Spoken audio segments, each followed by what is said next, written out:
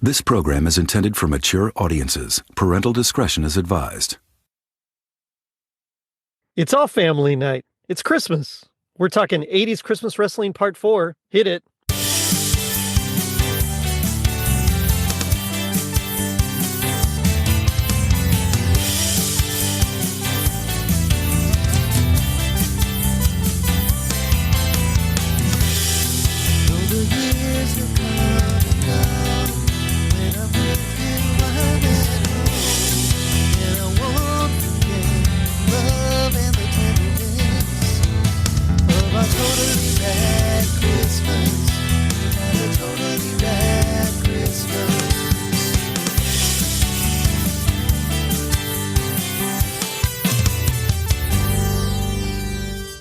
It was the 1980s. Hulk Hogan and Mr. T's battle against Rowdy Roddy Piper and Mr. Wonderful Paul Orndorff saved Vince McMahon's career. The Ultimate Warrior defeated Randy Savage. Hulk Hogan beat the Iron Sheik to cement Hulkamania. And Heenan and Gorilla Monsoon hosted a Christmas-themed wrestling event while arguing about gift-giving. I'm your host, Jerry D., with another episode of Totally Rad Christmas, the podcast that talks all things Christmas in the 80s. Toys, movies, specials, music, and fads. If it was gnarly during Christmas in the 80s, we got it covered. Now, joining me is a whole 80s gang of Totally Rad Christmas all-star baby faces and heels. First up, from Feliz Christmas, Merry Navidad, it's Manny Torres. Manny, what's happening? Hey, how you doing? How you guys doing? Everything good? Can't complain, man. I'm ready to talk some wild and crazy 80s stuff. Next, from Filmstrip Podcast, it's Ron Hogan. Ron, how's it going? Jerry, it is great to be back on Totally Rad Christmas. And this time, I promise Jay won't be around to screw up the audio. Well, thank you. I do appreciate that. Next, it's Santa Jeremy, the Alamo City Santa, or the J-Wave. Jeremy, how's it going, baby? I am so happy to be back. And you forgot to mention when you introduced us, we're all ratty winners now. That is true. All of you I got to wear that badge with honor because I got my first 3 ratties this past season. So, yay me. You were on a lot of shows this past season. That's true. That's true. And saving the best for last from Rose Such a Clatter, it's CJ Belanger. CJ, how's it going, man? Pretty good, man. Always good to be on your podcast. I wish one day you would just roll the R on the last R in Belanger like it's Spanish. Just call me Belanger or some shit like that. I already swore. Dang it. Beat that out. No, but I'm happy to be. Actually, I'm very happy to be. You know what? I think for this one, this is just going to be I'm just going to mark it as explicit and just going to go from there. No, because this is coming out. This is coming out Wednesday. Lunch. This is coming out in 2 days. So I'm just going to edit. Yeah, you don't have time to edit it. Exactly. And a latecomer here joining us is from Now Watch This. It's Joe Martinez. Joe, how's it going? Jerry, CJ, Ron, Santa Jeremy, how's it going, guys? Don't forget Manny. You, Joe. Oh, I didn't see Manny there. I'm sorry. Manny, my favorite Puerto Rican. How you doing, buddy? I'm doing pretty good. How about you? I miss you. I miss your podcast. So do I. Wait, Manny has a podcast? I suppose so. There's a rumor. It's like Bigfoot, Jerry. There's a rumor of it out there. Well, it's good to have you guys all here. Now, before we get into this particular episode, just like Carol Kane did to Bill Murray and Scrooge, I want you to hit me with the toaster. So I'm going to ask you a few questions and just hit me with the first answer that you can think of, okay? You don't have to think too hard about it. So, which wrestlers would you want to rap a song with? I know mine. Go for it. Man, anybody ever heard that Macho Man album? I really want. I was just about to bring up the man, Hulk, the man. Be a man, Hulk. My son makes you listen to that. Honestly, really? Yeah, I think I would love to do it with Macho Man, or obviously have your opinion about John Cena, but I really think John Cena, he made a decent little rap album there. He's got some Vanilla Ice skills, I think. So maybe one of those two. I could be forgetting a lot of people, but those two come to my mind. And I would have loved to see a John Cena Macho Man collaboration remix, something like it would have been great. Wow, that's awesome. I'm going to go with a non-rapper. Oh, I'll let you go first. Yes, I was on the non-rapper train as well, because as the late great Kurt Hennig would say, rap is crap, isn't it? What a legend! I hate rap. Oh man. Yeah, I mean, I think it'd be fun to do something with Roddy Piper, just because I just to see where he'd take it. Well, have you ever heard the wrestling album from 1985? I know of it. I've never heard it. His song almost comes out because it's more when he sings, it's more spoken word, so it's kind of like a rap. Right on. What do you think, Manny? I'll go like semi old school. I'll do with the R Truth, Wrong Killings. Yeah, that'd be a good one. That'd be comedy, pure golden comedy altogether. Right on. I think that CJ and myself and the Rougeau brothers should do a remake of All American Boys. Yes, that would actually be hilarious. And I feel like now we have to do that and make a video. Yes. That would be fantastic. But which one of us gets to... Jerry might not understand that, but Jerry, after this, go watch the All American Boys. Just type in the Quebecers. I guess the All American Boys. But yeah, two of the most Canadian men are alive, Raymond and Jacques Rougeau. Yeah, do a song where they talk about how they're all American boys in the most blatantly Canadian accents you've ever heard. French Canadian accents. But then they also insult America yes. in the song. Yeah, so it's like so it's all good. Yeah. But my only question, CJ, is which one of us gets to dig up the Dynamite Kid and then punch him in the face with a roll full of quarters? Oh Jesus, that's a deep cut right there, brother. All right. Well, let's say you're having Christmas with all the WWF superstars. Are you spiking the punch, the eggnog, or the hot cocoa? Oh, I'm absolutely the hot cocoa. Because you know there's gonna be lots of snow, if you know what I mean. Yeah, that's what I was gonna say. It'll look like crushed up marshmallow, but it'll definitely be caína, if you know what I mean. It's candy cane. Yeah, candy. Yeah, Yeah, candy yeah. cane's good. Very good. Colombian candy cane. Little Santa's dust there. The magic dust. A little bit. That's what gets us through the night. This is uncensored, right? Yeah, go ahead. Can I put Jeremy on the spot? Yeah, go for it. You ever done cocaine, Jeremy? I can't say He's that. Santa.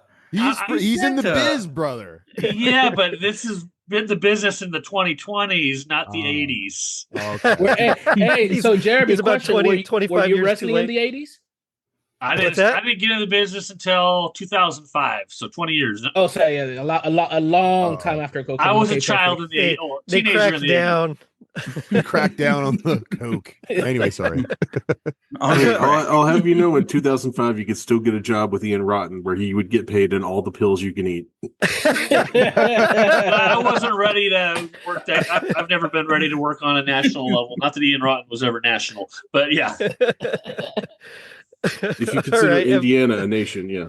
Yeah. Oh, well, he did work ECW for a while, so There you right. go. Yeah. All right, and finally, which 80s wrestler would you want as your tag team partner? Ooh. Dang. Ooh. Honestly, I gotta go Brett. I would have died to be in the Hart Foundation, and I probably could wrestle better than the Anvil. I probably, you know what? He was a hell of an amateur, but as far as maybe I'm talking shit, but yeah, I would have loved to have been a tag team partner with Brett and the Hart Foundation. Yeah, and I don't even think Jim Anvil was Canadian.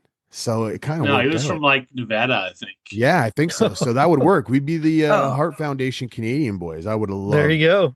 I think if you marry a Canadian, you become Canadian automatically, right? Like, Well, apparently not. If you ask Chelsea Green, she married an American and she's been with him 7 years. And I saw a video today saying she just got her green card after 3 years of marriage and working in the United States. And she's Canadian, working in the United States for 3 years full time at least. So. yeah, she's awesome.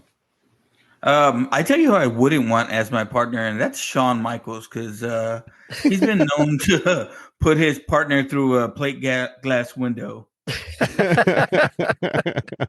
It's probably good to avoid that for sure. Yeah. I would have to say Junkyard Dog. Oh my God, that's from left field. Wow. Just because you watched him today in the opener? Yeah. Of course, exactly. It's fresh brother. in my mind. He carries chains. Is it got because you rhythm. always want to have a coke hookup? maybe. 'Cause- It's the 80s. I think in the 80s, anybody's your Coke hookup. no, JYD was on the next level. Like even by 80 standards, JYD was doing some things. And you're questioning why I would get him as my partner? Come on, man. That's like, Well, in the 80s, I think I would have wanted teamed up with the Warrior. Oh, I was a yeah. huge Warrior Wow. fan back then. Dun dun dun dun. yeah. That's good, man. That dude is crazy. Yeah. Just, Now, as a manager, I'd want to be teamed up with like Rick Martel or something. Ooh, I think yeah. he'd be a good guy to accompany to the ring. Oh yeah. The model. And I feel like looking the way I do, that the only option for me would be to team up with Bruiser Brody. Oh, And probably I was get thinking the stabbed by Berserker, but Manny's yeah. uncle. I thought you were What, going somewhere else. I thought you were going with Earthquake, but he was more 90s, I guess. Yeah.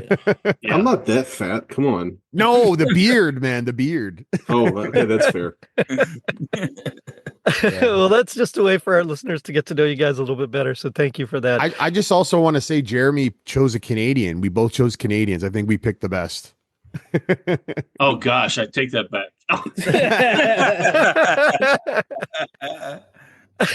So tonight we're here to talk about 80s Christmas wrestling.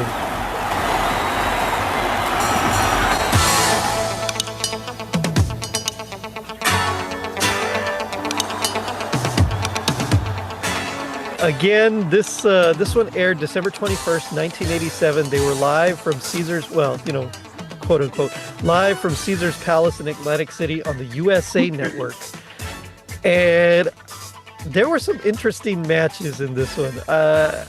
It's not super Christmassy. There's like a nice Christmas tree in the background, but they don't really, and there's like some gifts that they give out, but I felt like the other ones were a little more Christmassy to start off with. Yeah, it wasn't Christmas until the very end when they started exchanging gifts, and Gorilla got all that crap from Bobby that he stole. That was a good bit. I love how Gorilla is like, hey, can you go? I'm taking this to security. They're going to scan it, make sure nothing's going to like blow up. Well, they had issues the Christmas episode prior because that was the one where they had Roddy Piper beat up Santa at the end of the show, and supposedly kids had caught that and wrote into USA and were parents were complaining. This is when you mailed in your complaints, so you had to be pretty pissed off for that. Way back in the Stone Ages. Man, you had to be pissed off to mail in a complaint. Jesus, I barely have the energy to do something 50,000 online. Batman fans mailed into DC and Warner Brothers when Michael Keaton was cast. So there's some, people get angry easily, and if they're committed. It's like hard enough to just type something online, and now you actually have to write it out on paper, fold it up, put it in an envelope, get a stamp. And shove it up your. Oh no, the 80s, not the 90s. Whoa. Well, that escalated quickly. I went to the 90s and early 2000s with The Rock. Sorry about that. I did like that there was a running bit throughout this whole thing where Gorilla and Bobby are kind of arguing about like who's the host, right? Where like Brains keeps saying, no, I'm the host, and Gorilla just keeps talking over him. And I loved that bit. It was like, yeah, don't let him talk, man. Just keep going. There will never be a chemistry as far as commentating as Gorilla Monsoon and there will just never. I agree. There'll never be that. It was just so organic, so good. And hindsight being 2020 and going down the future and seeing when Gorilla passed away and the whole blurring of the lines where Bobby the Brain Heenan paid tribute to him in WCW and couldn't hold it together. It was it makes it even more sweet when you watch them back, and I'll never get sick of them together. And I know I'm not alone in that one. Yeah. Well, I've only seen, this is what, the fourth or fifth that we've ever done, that I've ever seen with these two. And watching this, it's weird. I was like, this just feels right. Like these two guys, it's like, and it wasn't even their best. Like, no, they really seemed kind of off and, turned down a little bit this time, but it was still, they're always gold. I was thinking the same thing, Jeremy, and I'm not a knock on them, but Jerry, if you like that, there's so much more out there that is just phenomenal. Like, it's so good. we'll have to do another one. We'll just pick something random like I don't know, 4th of July or something. Yeah. Or if you can I'm watch sure them there's got to be something. calling a pay-per-view together. It's fun too. Oh yeah. You ever get a chance to watch? Do you have a Peacock? I do. Mm-hmm. Watch the 92 Royal Rumble just for the main event match and listen to the two of them going back and forth during that match. Yeah. Okay. Yeah. Is that I think Bobby Heenan was the star of that match, not Ric Flair. So Bobby Heenan 100% was the star of that match. I actually have a question because I'm the only Canadian here. Sorry. So you guys talk about Peacock. We don't have Peacock, but we have Netflix, and they've moved their whole library, not their whole library, but like a good portion of it to Netflix. Did they not do that in the States? You guys just get it live? We only have Raw archives on Netflix. Oh wow, we have like pay-per-views. We have like all the Royal Rumbles. Wow. No, Peacock still has a contract in America. Yeah, we have all that. That's still all that's on what I Peacock. wanted to clarify. Yeah. Okay, I'll send it, but we got a lot. It's really cool. And just because with WWE Network, we can only do it on a computer here when they had it. Oh, we never right. got Peacock. So now I'm actually in possession of some of the archives. But yeah, that's interesting. I thought they did it in the States too for Netflix. No, all that is in Peacock, and there's some things that are not even featured like in thumbnails.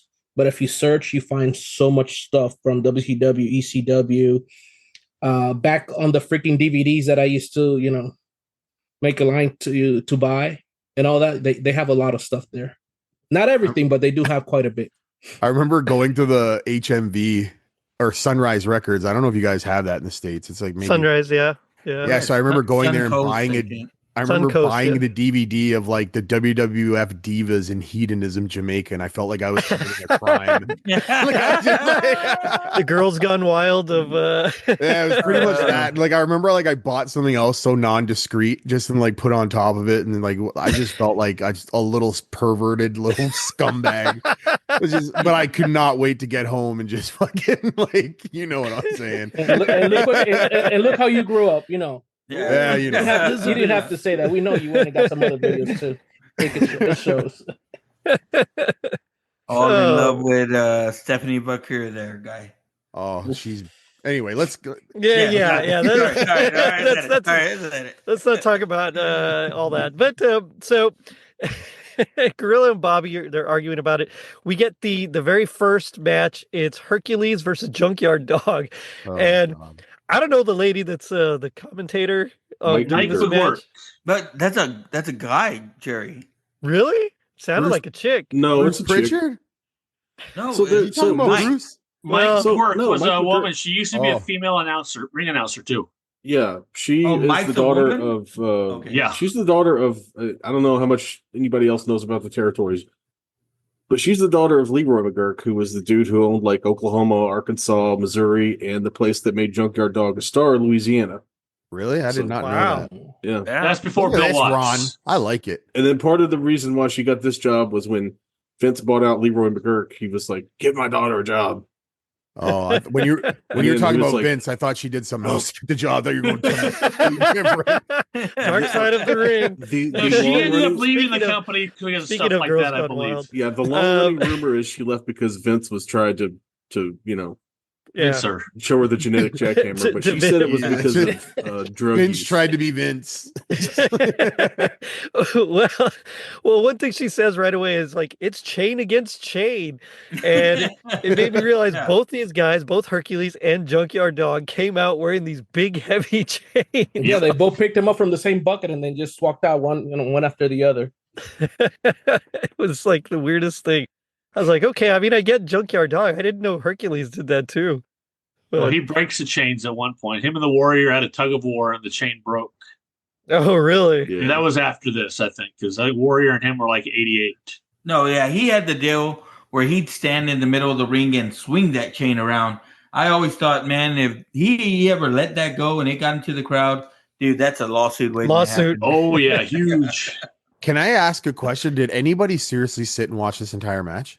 Nope. No, I I watched the whole. I actually watched. I got highlights of it. I wrote down some highlights. Lots of headbutts. Yeah, the only matches I watched, I knew Duggan wasn't going more than 4 minutes, and I knew Warrior wasn't going more than 6. So I'm like, I'll watch these. The other ones, Hell no. No, Technically, I I watched I got some. World I on like 1.5 10-second speed. skip. I was like on that 10. So The- like the- Junkyard Dog grabbed Herc's leg and like spun him around, which I thought was funny.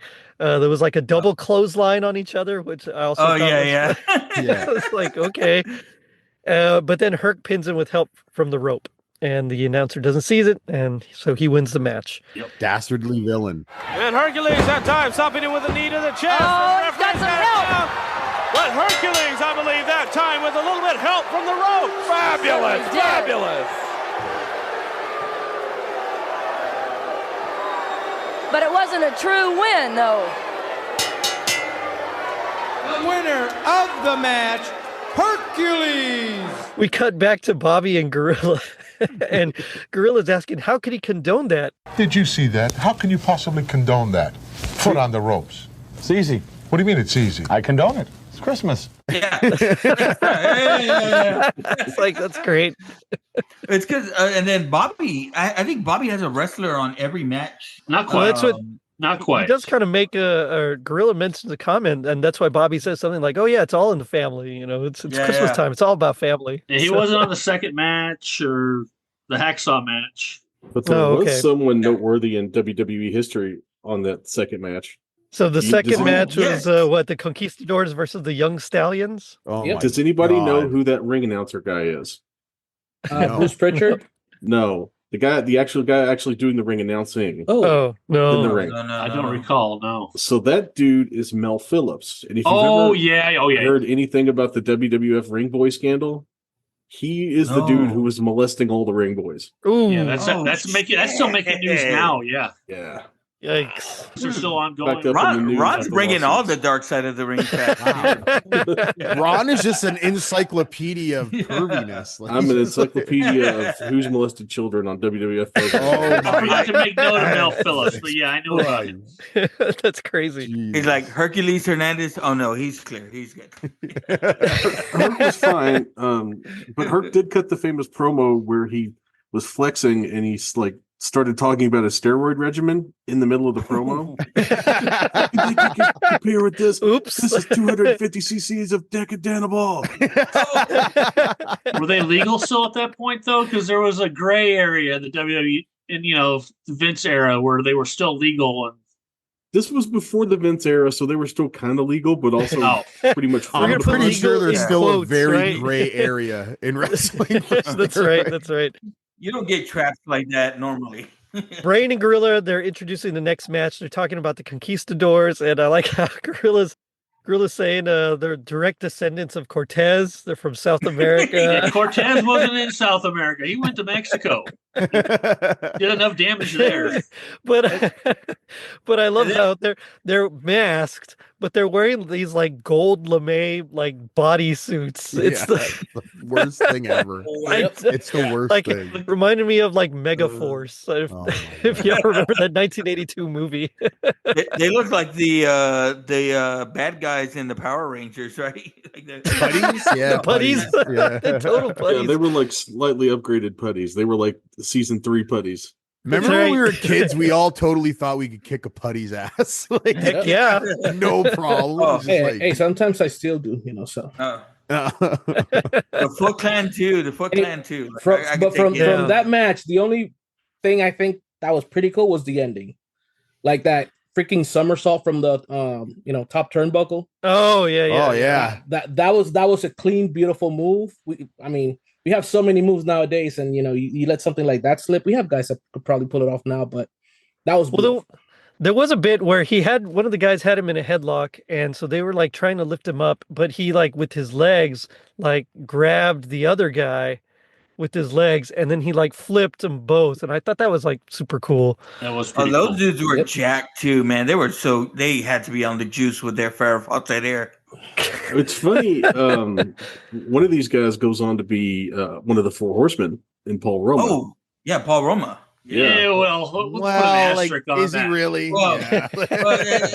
How long did that last? One Like of the 35 Four seconds? Yeah, that lasted like 2 months, but he was also I think that Paul Roma's best work comes a little bit later when he's part of Power and Glory. with him Oh and her. yeah, I love the Arn Anderson. finish. Yes, sir. I thought you The were going to say when he superplex retired. into the splash, that was great. When he retired. Oh, that too. That guy had the charisma of fucking drywall, man. Come on. Did anybody catch Nick Bockwinkel's commentary during this match, though? No, Yes. what did he say? He said something like, all wrestlers who follow in their father's footsteps are better wrestlers Are than better their father. wrestlers. Yes, I heard that. Was he firing Really? shots at Vern Gagne there because, he used to work for him so long, and he's I saying didn't catch Greg that Gagne part, was but a you're better probably wrestler than his father? No, Maybe. the only thing that I caught from the announcer was when he said, "Man was not made to bend that way." Oh, that's true. Yeah. Look, there's no That's way Gorilla anybody on the call too, right? Gorilla's on the call with Botwinkle. is that Gorilla and Bockwinkel or is it Pritchard and Bockwinkel in this? No, match? Pritchard and Bockwinkel called the second to the last match or the last match. Okay. I don't know how anybody who's ever seen wrestling or has a concept of performing would think that Greg Gagne was better than Vern. I just think he was taking cheap shots at his former boss. But that's fair. He probably owed him a lot of money. It's Vern. Probably. Yeah. It's very likely. I didn't even know Nick Bockwinkel was there. So the Stallions do the flip and drop kick or whatever, and they win. Yep, and Puerto Rican legends Jose Estrada and Jose Luis Rivera lose to Jim Powers. Shot him right back in where he could make a tag. Look at this high sunset flip and a drop kick. He's going to get him. He got him.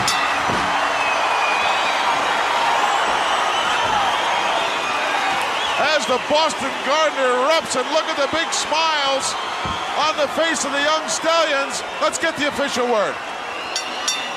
The winners of this bout, the Young Stallions. The Conquistadors actually had an indirect influence on my career. Really? Really? Yeah, because they inspired the company I started working for in New Hampshire. There was a team called the Amazing Mexicanos, who were like they were like the Conquistadors. They looked like them, but they had more personality. They were more over the top Mexican stereotypes. And there were two white boys from New Hampshire, but there were also guys That's who the best kind of Mexican. They'd have other gimmicks. And they inspired me to do my, masked wrestler gimmick, the Crimson Shadow, which held my career for a good 8 years. So, wow. So I owe a little something to those guys, but not much. That's a cool story. I like that. I like how Gorilla and Brain, Gorilla points out, hey, you've been saying that, you're saying 88's your year, but you said that about 87 too. All your guys are losing. He's just poking at him. I love that. Yeah. But then we get the Hulkster. We get an interview with the Hulkster where they're asking him, because Ted DiBiase, I guess, made a bid to buy the championship from him, right? He was going to offer him ridiculous amounts of money. And Hulk's promo, he's like, yeah, I could help all the little Hulksters and I could do so much with this, but I got 2 words for you. Hell no! I remember watching that back in the 80s. That was so cool. Yeah, I don't care if you hate Hogan now, whatever. That's prime Hogan. I friggin' love that shit, man. Well, dude, the crowd went bananas. It was, even watching it, I got chills. So 2 of the best parts of this episode that we watched are people who turned out later to really be pieces of garbage. Oh, yeah. You got Hogan, then you got DiBiase and his whole segment. Yeah, DiBiase. Crook. So let's talk about that Ted DiBiase segment. Oh, yes. Everybody knows the guy who was kissing Ted DiBiase's foot grew up. Damn you Rob for Van Dam, taking my... right? Get the hell out of here. I was going to see if you even knew. Ron has all the secrets, bro. But here's a I question. know this one, but I'll give it to him. Yeah. CJ, the woman who barked like a dog, is that Linda? Because it looks like Linda McMahon. I was wondering the same thing. Way. She was far too old at that point to be Linda. Linda's had a lot of plastic surgery. I don't know. Terrible now. I probably would have noticed. But what's with Vince putting people in the position to bark like dogs, and it's such a weird thing. It all adds up now, doesn't it? We've all heard about Vince the past couple of years, so nothing is a surprise. Yeah, that whole bit was just literally just like what Ted DiBiase, the $1 Million Man or whatever, did during Thanksgiving. And he's talking about how much money he has, how he can make people do anything he wants. So he's like, kid, I'll give you $300 if you could do 10 push-ups, and he stopped at 9. Like, I'll give you $500 if you can dribble it 15 That was times great in a row. when he kicks the and ball he like kicks out it to Kicks the 15. ball. The kid's crying out And to all the side. racial overtones. He's like, just by looking at you, kid, Oh, I can yeah. tell Oh, you need yeah, a that lot was more bad. than I can tell you, $500. I'm like, Virgil's over there like, Christ, son, that was pretty stiff. Like, Yeah. just like, 'cause the kid's dressed super nice. The only reason he's saying that because the color of his skin. Really, yeah. Bruce Pritchard's always said that the $1 Million Man was just Vince. That's him. That's his character. Probably. That's on there. Hold on, did That's funny. Ron? Did you tell them who the kid was kissing the feet? I didn't hear. Oh that. yeah, who was that? That was Rob Van Dam. Yes, sir. Famous wrestler now, Jerry. You probably don't know him. I didn't know. A lot, Oh, wow. Smokes a lot Huge- of pot though. He's awesome. Huge marijuana fan.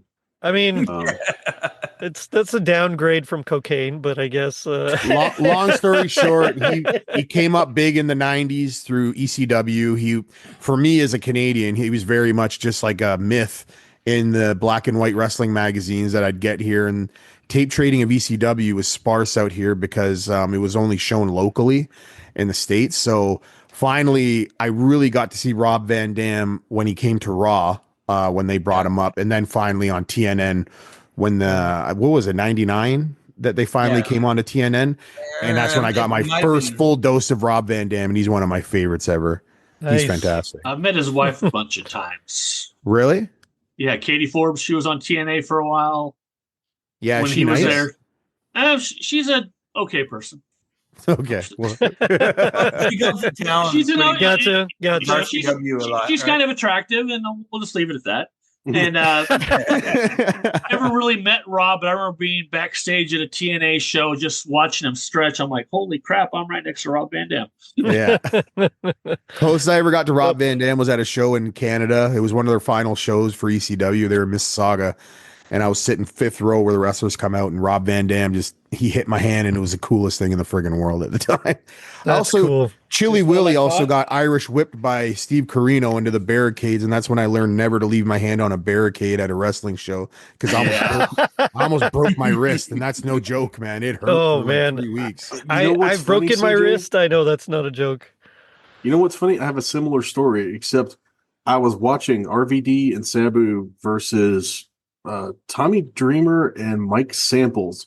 There was for like 5 minutes, there was Kentuckiana hardcore wrestling, and Mike Samples had some money mark who paid to bring in a lot of the ECW guys. And so they were having this wild brawl in like a half empty Louisville Gardens, and I'm right on the guardrail. And then here comes Tommy Dreamer's big ass just crashing right into it. I'm holding on to the guardrail. I let go. The guardrail hits me and knocks me back into my chairs because it goes about 3 feet in from where he just hurls himself into it. It was insane. Yeah. Gets real quick, pal. Speaking of real, that we get Iron Mike Sharpe versus the Ultimate Warrior. And You I mean mean, the Ultimate Warrior pretty much Canada's greatest athlete. self-proclaimed is what they say. Shout out CJ. Shout out CJ. Self-proclaimed Canada's he's greatest also athlete. he's also a second generation wrestler. His dad was big out here, as was his uncle. I think his dad's name was Mike as well, and I think his uncle's name was Ben. Well, the Ultimate Warrior was banging his face into the turnbuckle several times. That was a really long Warrior match, honestly. Yeah, it was about 6 minutes. Yeah. Wow. About 6 minutes too long. Well, he lifted him up and just slammed him down. It was that. Then of course a Warrior won. Like, come on, he was gonna win. Look at this. Look at this awesome display of strength. And then up above his head and drops him. Oh, that could be it. Unbelievable strength on that Warrior. Unbelievable. That's it. That is it. Look at the size of him. The winner of the match, the Ultimate Warrior. When I'm watching Warrior matches, I'm not watching it for the work rate, buddy. I'm watching it for the intensity. That's right. That's all. You got to enjoy it for what it is. Like he was energy personified. Absolutely, man. When he came, I obviously got the pleasure to see him and Hogan at WrestleMania. I was probably 6 at the time. You were at that WrestleMania? I was at that. Oh my gosh, I'm jealous. Yes, I was at that WrestleMania. I was at WrestleMania 18 as well with Rock. Oh wow! I've been at WrestleMania 23, which wasn't a great one. That was the one in Detroit with Sean. I think it was Sean Cena and Taker Batista. Donald Trump was there. But I was at WrestleMania 9, so yeah, take that for what it's worth. Oh, that was the one. That was Vegas. That was the first one in Vegas. Yeah, it was not the best WrestleMania. Not the best finish, that's for sure. Considered to be one of the worst WrestleManias, but I thought it was one of my favorites because I was there. It's the only one I was at. So. Well, I do love how Brain and Gorilla, Gorilla's talking about how old Blue Eyes is coming. He's talking about Frank Sinatra. Yeah. Brain's like, they got like, who's that? Yeah.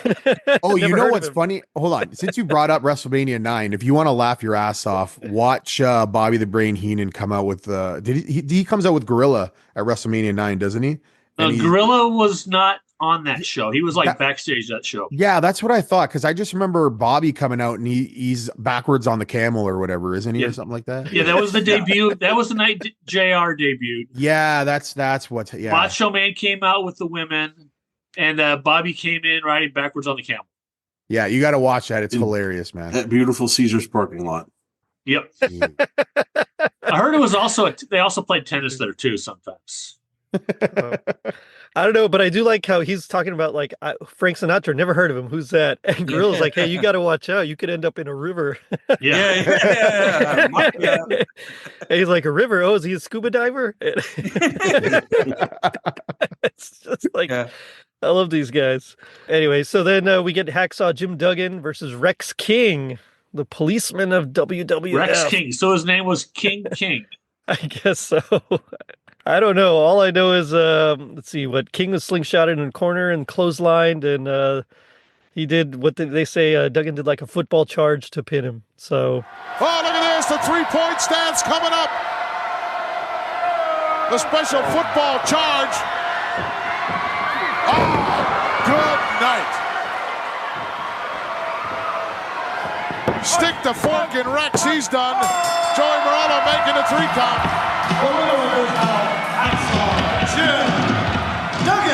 Yeah, the Hacksaw Jim Duggan, inventor of the spear. He is one of the nicest guys I've ever met. Is he really? Yeah, I've been on a few shows with him. The first time I did a show with him, I was the ring announcer, and I was my son, who was 18 at the time, was sitting in the front row watching the show, and my son was this cynical, loves Young Bucks, all the modern stuff, hates anything from the 80s. And I'm watching him clapping, chanting USA with Hacksaw. I'm like, this is a great moment. Yeah. Then the next time he saw him, it was the exact same match with a different wrestler. He wasn't as impressed. But just for a moment, I got to watch my kid be a kid again. That's awesome. Hacksaw's fantastic. I've never heard anybody say a bad thing about him. No, he's so nice. I've been at meet and greets with him and a few shows with him, and he's always number one high class guy. I'm so happy. As long as you're not Matt Bourne, he's okay. I think I saw Matt Bourne once. He looked really pathetic. It was not too long before he passed away, and he was still living off the Doink gimmick. Was he doing Doink or was he doing Bourne again? No, this was Doink. He was like at a store doing like autographs or something, and I didn't even know if it was really him. I'm like, is that the real Doink? And somebody told me it was. So, wow. Well, so Brain and Gorilla talk about why they're there, and they talk because they're there for the Slammies, and this is where we get all the wrestlers rapping, even Brain. It's just...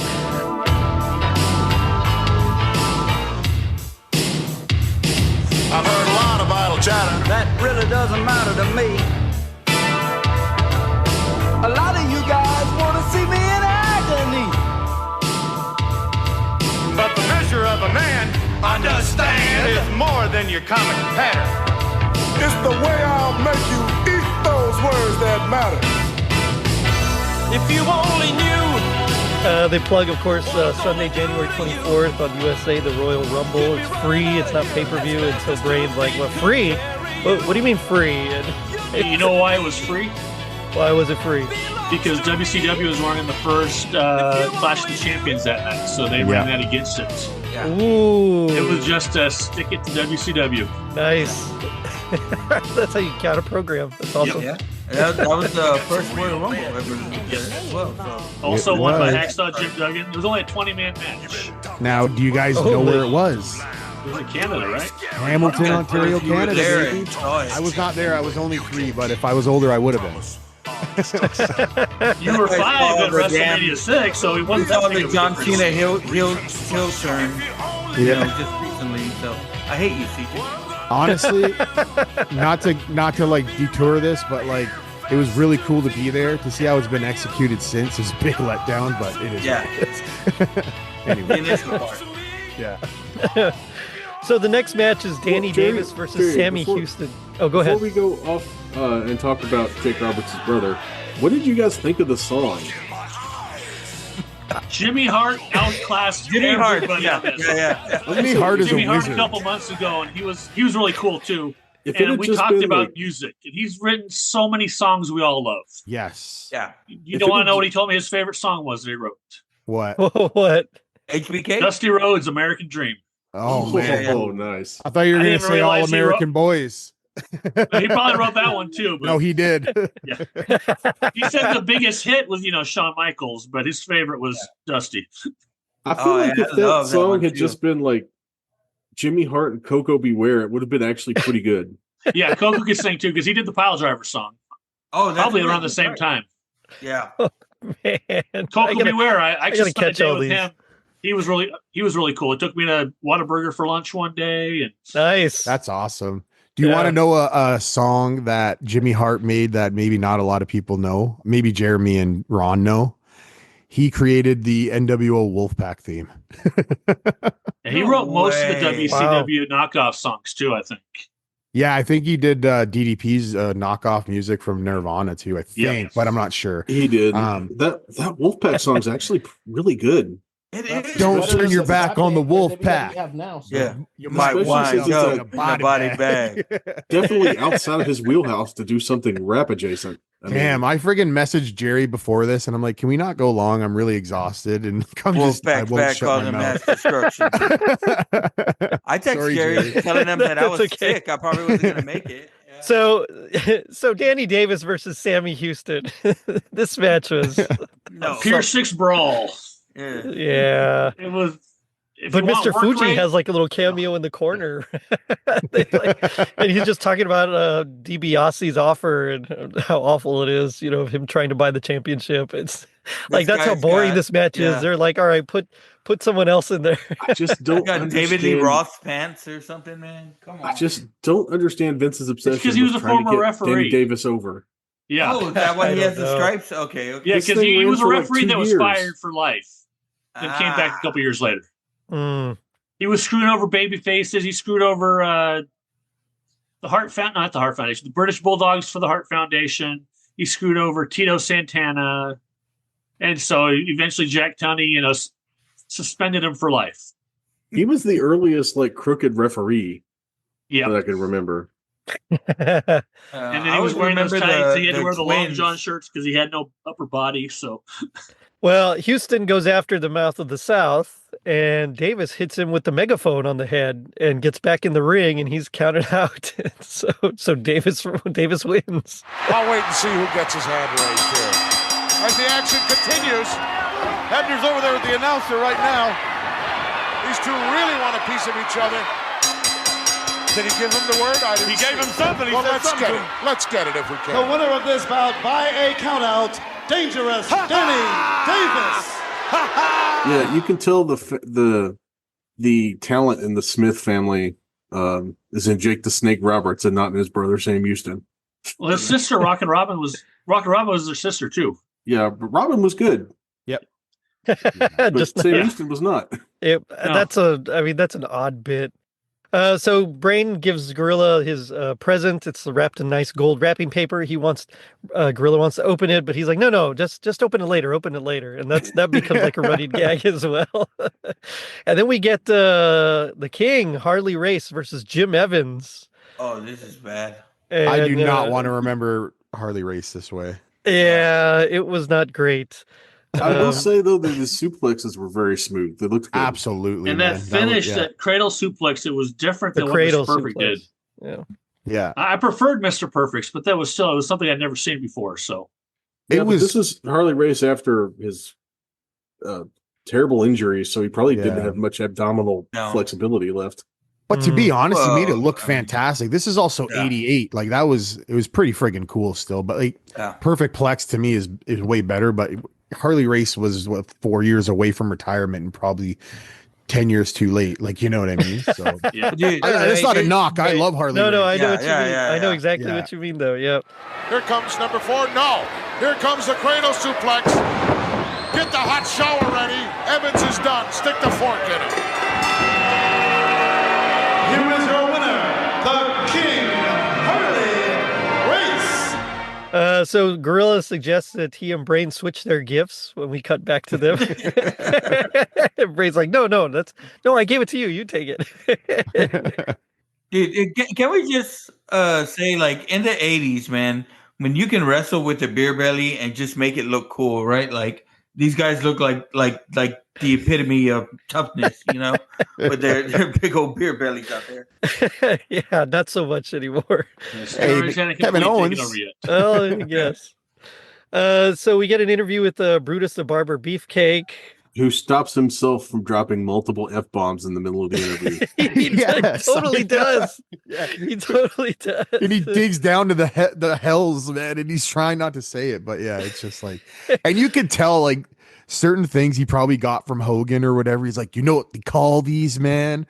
These are called what does he say? The workers something. Like I'm like, these are my tools. Yeah, workers tool. I could just see Hogan be like, that'd be good shit, brother. Like, use that one, man. Like, but you're gonna throw in a snorting sound effect after that one. Yeah. CJ. Oh yeah, definitely. I almost got to get my hair cut by him, but I didn't. And then we got the first half of Strike Force versus Islanders. Yes. Yeah, so Strike Force was Rick Martel and Tito Santana versus the Islanders was Haku and Tama. That's a legit badass team there. Oh yeah. Yeah. And the funny thing is, my favorite thing is on commentary, I think it's Bachwinkle on commentary for this one too. He says something about American ingenuity or something when Rick Martel like does something clever, and it's like he's Canadian. He's one of CJ's people. Okay, but at WrestleMania 9, when Bret Hart was getting beat by Yokozuna, the crowd was chanting USA. Yeah, was weird. That's because we don't technically, that would be they were cheering for Yokozuna because he was born in the United States. Yeah, that was before. Well, I guess I was gonna say that was before they brought in all the super patriotic stuff with Bret, and even Luger was a year after that, wasn't he? In '94, wasn't 9 in '93? Am I wrong? WrestleMania 9. 9 was '93, yeah. And then Luger kind of came around with the Lex Express in '94, but no, '93. It was '93.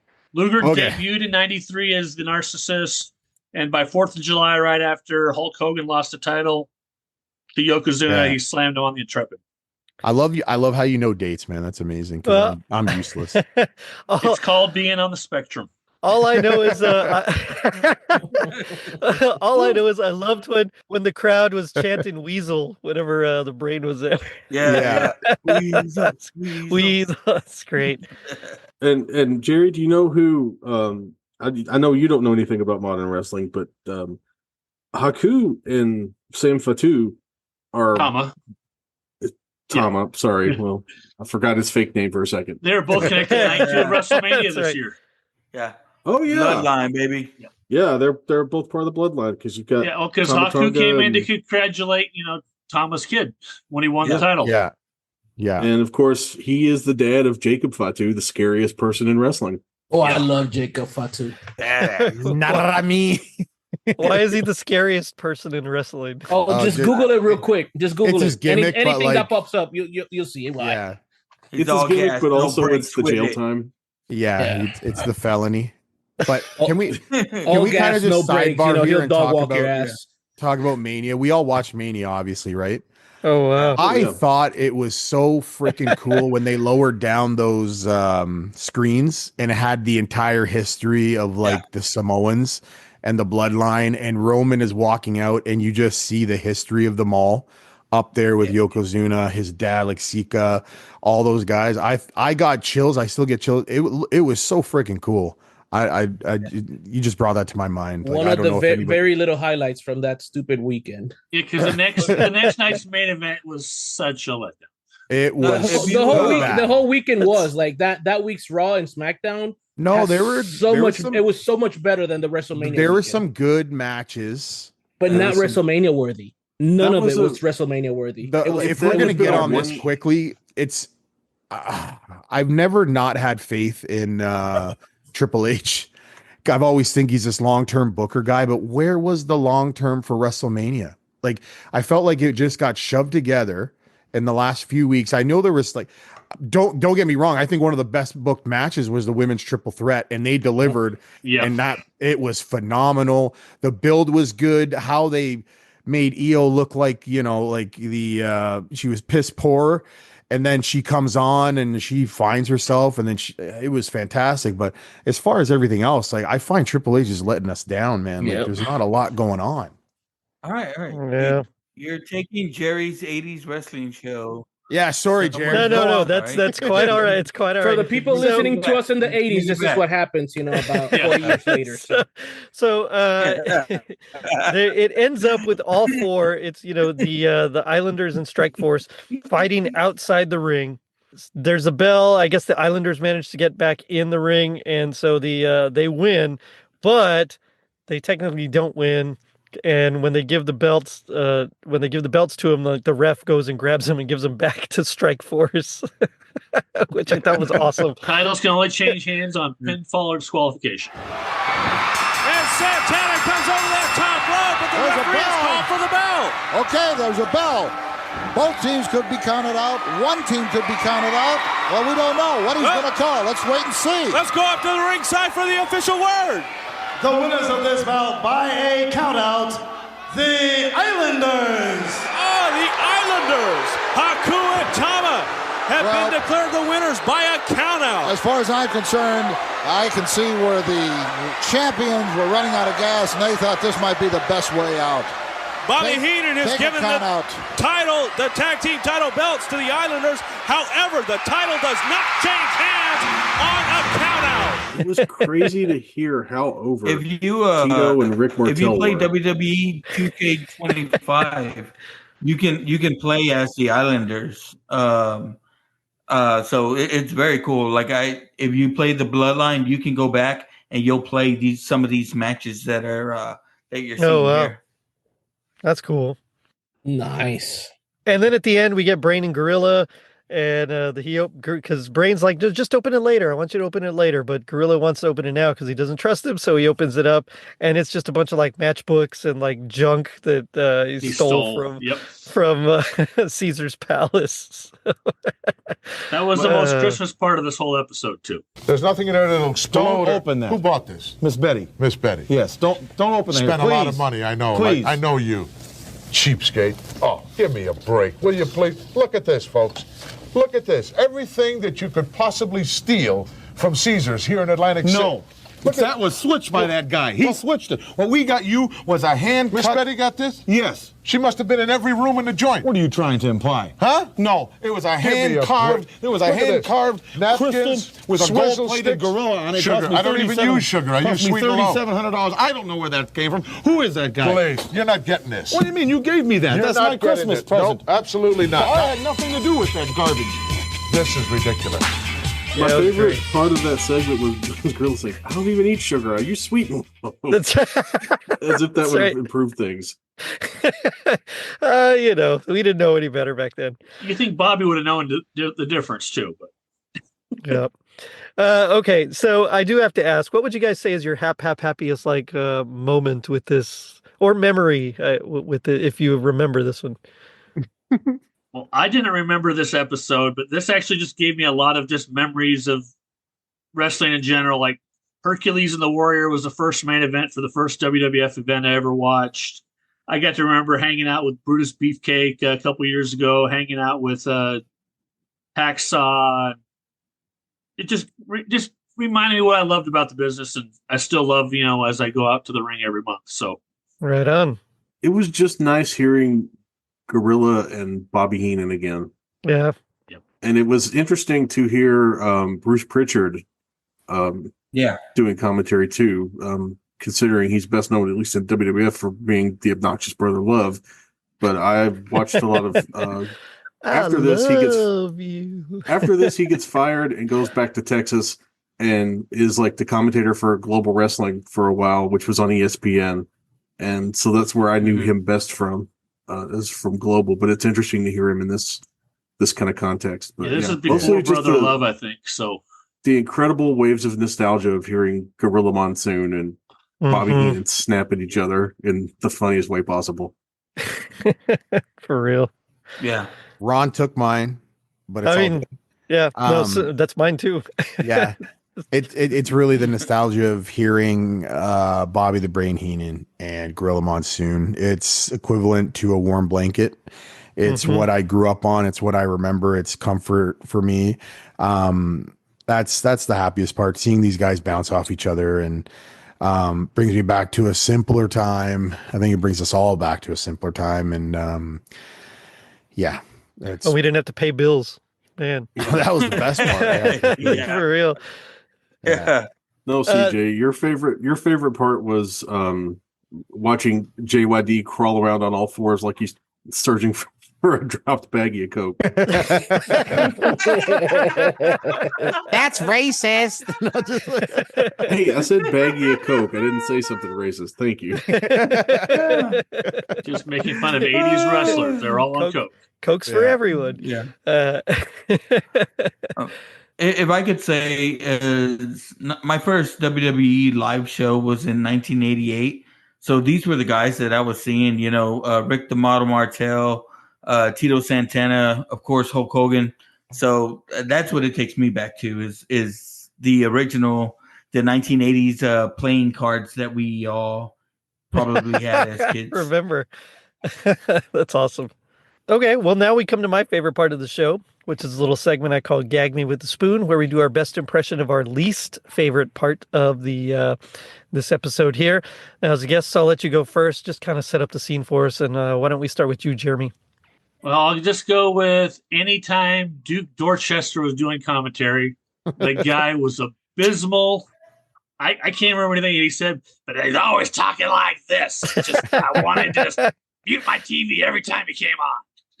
But you got to punctuate every unfunny thing you say with. That's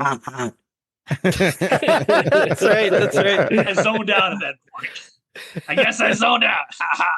When he first came on, I was like, "That's not Jesse Ventura." And then, sure enough, he kept talking. I was like, "No, that's definitely not." No, I heard him on TV a few years ago, and at first I thought maybe it was a bad Bruce Pritchard gimmick or something, but no, because Bruce was doing commentary with him, so it wasn't him. It's just somebody who apparently was a wrestler, but as a commentator, wasn't my style. Yeah, it was like if they had made Brooklyn Brawler a commentator for some reason, because he was a job guy. Like the Duke of Dorchester didn't win anything. Neither did Excalibur. Speaking of people with annoying voices, Excalibur. Yeah. I'll do one. Go for it. This is my impression of my least favorite part of the entire thing, and it goes like this. That was the Ultimate Warrior gasped in the ring within 28 seconds.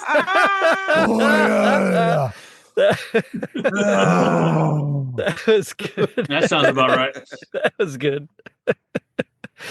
I'm gonna say my least favorite was whoever that woman commentator was. Like, she threw me off balance. I was trying to work and pay attention to the video, so I had to mute and just saw the fights. It didn't fit. Yeah, and, do an impression. Jeremy took mine, man. That the Duke, man, saying "ha ha" after everything. Oh, ha ha. I love it. I went with the Hulk. I mean, it's Brain talking about Hulk, like just from that segment, and he's talking about how he would have taken the money or whatever. He's like, but not like Dibiasi, because this guy's like tapioca pudding right now. He's soft. It's like, okay, tapioca pudding. Like that's odd, but all right. And I don't know if Mahaha counts as one, but that was annoying. But also, like Nick Bockwinkel is when Nick Bockwinkel talks, I want to fall asleep. Like it was just so bad. That's why he had Bobby Heenan when he did promo when they were together in AWA, because he was a promo man. Nick wasn't. Yeah, and he was great in the AWA, like as a wrestler, but yeah, not everybody's good on the mic though. Yeah, some folks got it, and some have half of it. That's why managers exist. That's right. But G.I. Joe taught us that knowing is half the battle. What do you guys think is the other half? I'll start. I think the other half is definitely taking Bobby the Brain Heenan's advice and make sure that no conquistador Mexicans pickpocket you, because that's the worst thing that can happen. Oh, God. I'm not saying they're bad people. I'm just saying it's a thing. And, they're not all bad. They're mostly bad. Sorry, Jerry. Okay, you're kicking open wounds there, CJ. You're in Canada, so please don't.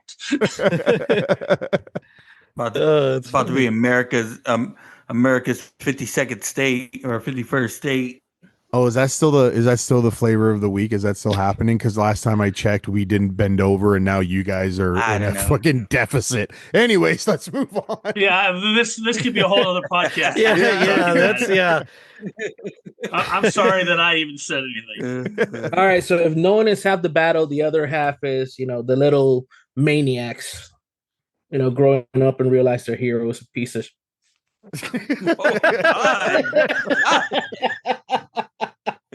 It was only because I was in LA, brother. Shouldn't have had that sushi. If we're in New York in the garden, brother. If knowing is half the battle, Jerry, the other half is having the tools of the trade. That's good. Ha ha! If knowing is half the battle, the other half is knowing that everybody has a price. Yes, that's the best one. That's right. Why did I do it, Jeremy? Screw you. I didn't have one prepared, so I got lucky. That was fantastic. God dang it, Joe. Oh man, I gotta end it with if you end everything with ha ha, it's automatically funny. So, ha ha.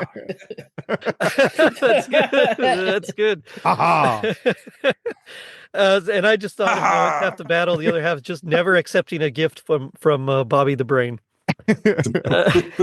Guys, this has been a lot of fun. Tell me about your shows or anything else you want to plug real quick. And why don't we start with you, Ron? Yeah, I am one of the co-hosts of Film Strip Podcast, filmstrippod.com, at all of the places you can find podcasts. We just celebrated our 15th anniversary. We celebrated our 400th show. We've been hitting lots of milestones lately. But I want to give a shout out for somebody who's not here and who I wish could have been here. My co-host Jay, who does a show with other Film Strip alum Brian called Main Event Maniacs on the Juicebox podcast. So check out Juice Springsteen and the Juicebox and Jay and Main Event Maniacs. Nice. I'm literally going to listen to that podcast now because that sounds fantastic. just the names themselves. I love it. That's awesome. Why don't you go next, CJ? Yeah, you can find me on the Roast Such a Clatter podcast, and also you can find me on Instagram at Roast Such a Clatter Pod. I normally don't promote myself, so I always promote other people. So I'm going to promote someone else's podcast today. Who should I do? You know what? Go listen to Tim Babs. He has a fantastic podcast. Amazing. Can't wait for Christmas. One of the first podcasts I listened to. Go listen to him. And when I'm not on yours, Jerry, I don't know if you've ever heard, I always plug your podcast. So I appreciate that. Totally rad because I love Jerry and I love being here. And I love you too, bro. I hope we can do that Mr. Dress Up Oh yeah, that'd be amazing. A little Canadiana, but yeah. At the end of the day, listen to my podcast, and if you don't like it or find it funny,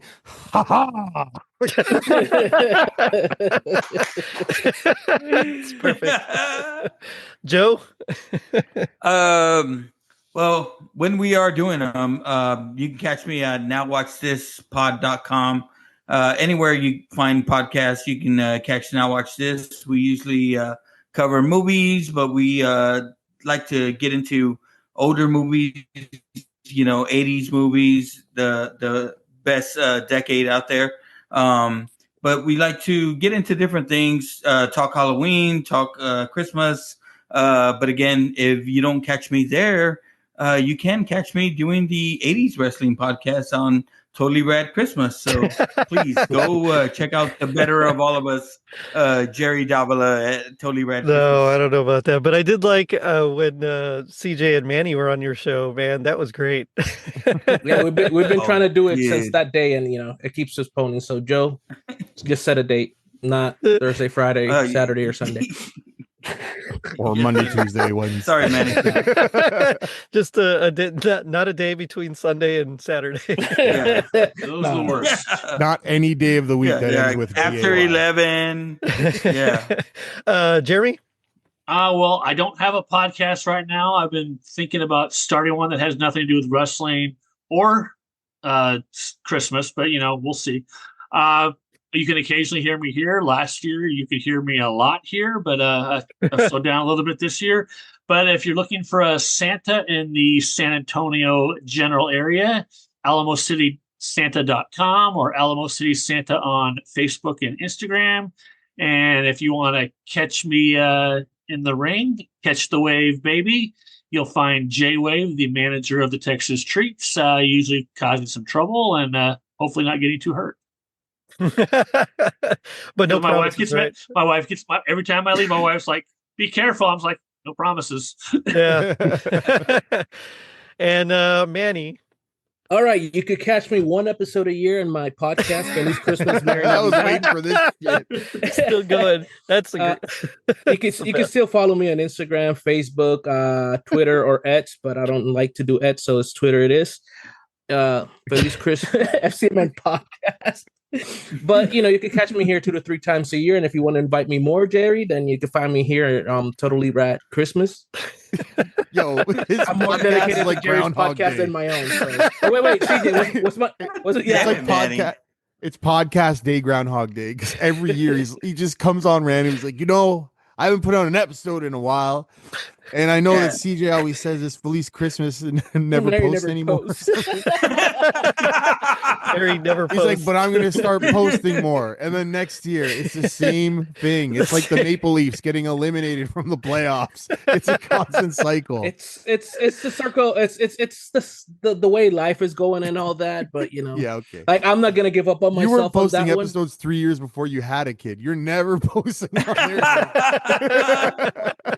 Nah, I went through a lot when I was posting those. So I do thank all you guys that we shared time.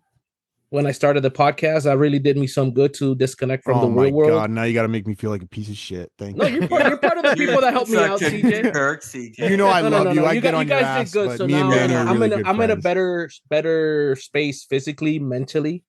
I barely sleep because I still have a baby, but yeah, that's just, we love you, but that never goes by away. the time I start posting again, he's going to be talking. So. Well, on that note, thanks a lot, guys. This was fun. Yes. And so I'm gonna end it. With I want to take this opportunity to wish you all a very Merry Christmas and a happy and healthy New Year. So check us out on our social media pages, which you can find at linktree.com/totallyradchristmas. And if you're feeling like Strikeforce keeping their belts, leave us a review on iTunes. It helps us reach more people and spread some rad holiday cheer. Now, don't forget to check out our merch shop on tpublic.com and our super dope website, totallyradchristmas.com. So long, everybody. Have a nice Christmas, and I hope everything works out well for you. Later, dudes. So long, everybody. Have a nice Christmas, and I hope everything works out well for you. I have to deal with this piece of garbage, so things are not going to be too good for me in 1988. I can tell already. Bye-bye, everybody. Do not get